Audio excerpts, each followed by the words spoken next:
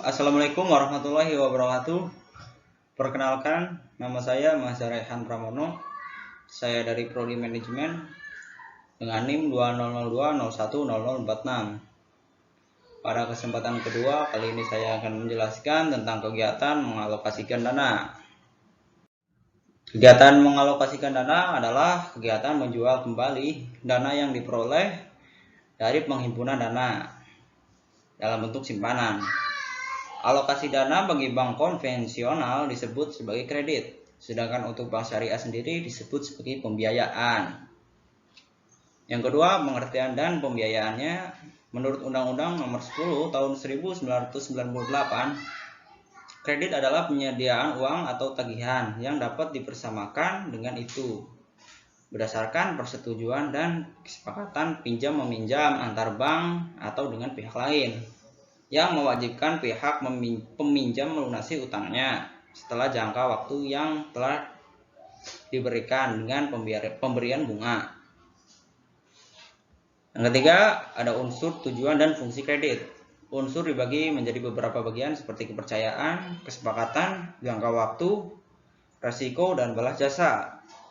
Tujuan kredit adalah mencari keuntungan melalui bunga, membantu usaha nasabah, membantu pemerintah dalam hal penerimaan pajak, membuka kesempatan kerja, meningkatkan jumlah barang dan jasa, menghemat devisa, dan meningkatkan deviso.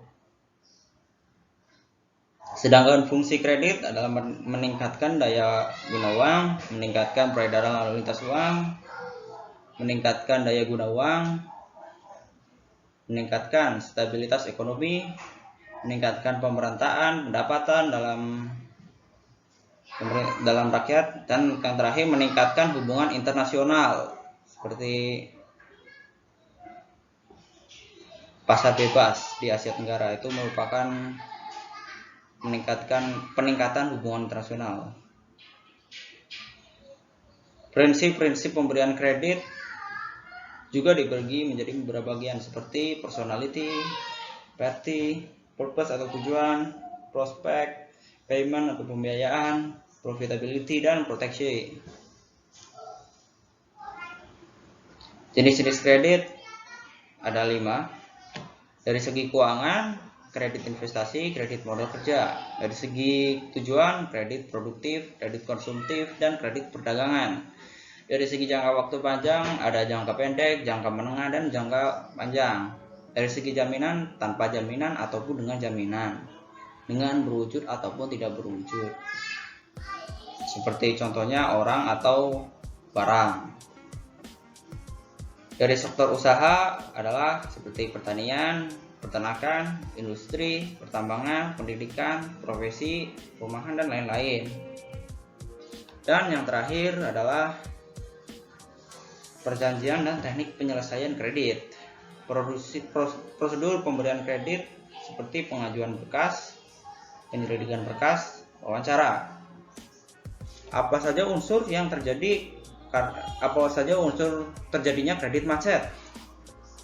Dari pihak perbankan itu kurang teliti, atau dari pihak lainnya kurang teliti, atau ada unsur kesengajaan dan unsur ketidaksengajaan, itu tidak tahu.